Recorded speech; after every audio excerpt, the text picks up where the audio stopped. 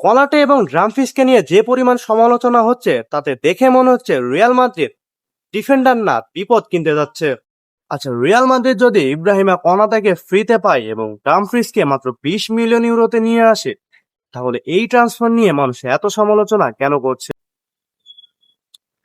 Social মিডিয়ায় ঢুকলে এই দুই ট্রান্সফারকে নিয়ে দেখা যাচ্ছে বেশ সমালোচনা। কেউ বলছে ইব্রাহিমা কোনাতের ইনজুরি সমস্যা অনেক, আবার কেউ বলছে ট্রেন্ড থাকা সত্ত্বেও ড্রামফ্রিস কেন। কিন্তু আমার মনে হচ্ছে এই দুই ট্রান্সফার নিয়ে মানুষ ভুল ভাবছে। প্রথমে কনাটের কথাই ধরি। সোশ্যাল মিডিয়ায় অনেকে বলছে তিনি ইনজুরি প্রবণ প্লেয়ার। হ্যাঁ, এই সমালোচনার একটা ভিত্তি আছে, কিন্তু আমার প্রশ্ন হলো রিয়াল মাদ্রিদ কি তাকে 80 বা 90 মিলিয়ন ইউরো খরচ করে দলে আনছে? না। যেহেতু ইব্রাহিমা কনাটেকে ফ্রিতে পাওয়া যাচ্ছে, আমার কাছে মনে হয় রিয়াল মাদ্রিদের জন্য এটা একটা দারুণ সাইনিং হবে। রিয়াল মাদ্রিদে এই মুহূর্তে এমন একজন ডিফেন্ডার দরকার যে রিয়াল মাদ্রিদের এই পুরো ডিফেন্স লাইনটাকে লিড করতে পারবে। আর এই মুহূর্তে ইব্রাহিমা কনাটে হতে পারে রিয়াল মাদ্রিদের জন্য বেস্ট অপশন। কনাটেকে ফ্রিতে পাওয়ার পিছনে এমবাপ্পের একটা বড় ক্রেডিট আছে। এমবাপ্পে সেম কাজটা করছে যেটা জুড বেলিংহাম আর্নল্ডের ক্ষেত্রে করেছিল।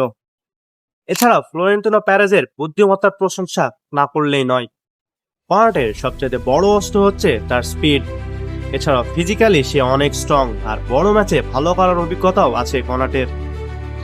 তাহলে প্রশ্ন হচ্ছে, কেন রিয়াল মাদ্রিদ ফ্যানরা অ্যাকসেপ্ট করতে পারতেছে না কনাটেকে? এর যথেষ্ট কারণও আছে। মাদ্রিদিয়াস তাদের একটা এক্সপেকটেশন ছিল এই সামারে রিয়াল মাদ্রিদ সাইন করাবেন নিকো শটারব্যাক অথবা আলেকজান্ডার বাস্তোনিকে, কিন্তু রিয়াল মাদ্রিদ এই মুহূর্তে সাইন করাতে যাচ্ছেন ইব্রাহিমা কনাটেকে। দেখেন, নিকো শটারব্যাক অথবা আলেকজান্ডার বাস্তোনিকে সাইন করাতে গেলে এই মুহূর্তে রিয়াল মাদ্রিদ খরচ করতে হবে 80 থেকে 90 মিলিয়ন ইউরোর মতো।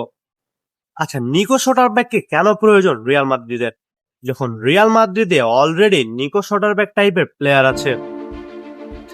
নিকো শটারব্যাকের প্লে স্টাইল মূলত ডিফেন্স থেকে বল বিল্ড আপ করা, আর এই সেম কাজটাই আপনি ডিন হাউসেনকে দিয়ে করাইতে পারবেন।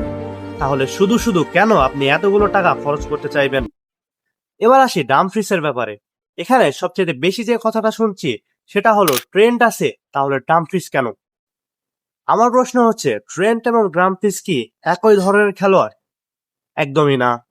ট্রেন্ট হচ্ছে একজন প্লে মেকার, আর অন্যদিকে ডামফ্রিস একজন ফিজিক্যালি স্ট্রং প্লেয়ার। ট্রেন্টের প্রধান শক্তি হচ্ছে তার পাসিং, ক্রসিং এবং বল তৈরি করা। অন্যদিকে ডামফ্রিসের প্রধান শক্তি হচ্ছে স্পিড, তার physicality, of the ball run make এবং বক্সে ঢুকে গোলের সুযোগ তৈরি করা।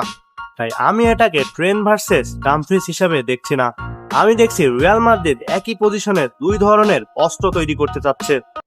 আর একটা বিষয়, অনেকেই আশা করেছিল বড় সাইনিং করবেন রিয়াল মাদ্রিদ, কিন্তু ফুটবল ইতিহাসে একটা জিনিস অহরহ দেখা যায়, সবচেয়ে সফল সাইনিং গুলাই প্রথমে সন্দেহজনক থাকে।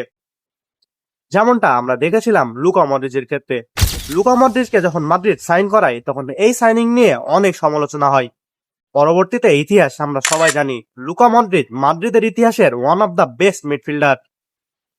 তাই আমার কাছে কনাটে এবং ডামফ্রিসের সাইনিংকে খারাপ বলা খুবই তাড়াহুড়ো হয়ে যাবে। বরং আমি দেখতে চাই তারা মাঠে কি করে। আমি একটা জিনিস কিছুতেই বুঝতে পারছি না, রিয়াল মাদ্রিদ যখন 100 মিলিয়ন দিয়ে কোনো তারকা ফুটবলার কেনে তখন সবাই খুশি হয়, আর যখনই ক্লাব কোনো স্মার্ট সাইনিং করতে যায় তখনই শুরু হয় সমালোচনা। ডামফ্রিস এবং কনাটাকে নিয়েও ঠিক সেটাই হচ্ছে।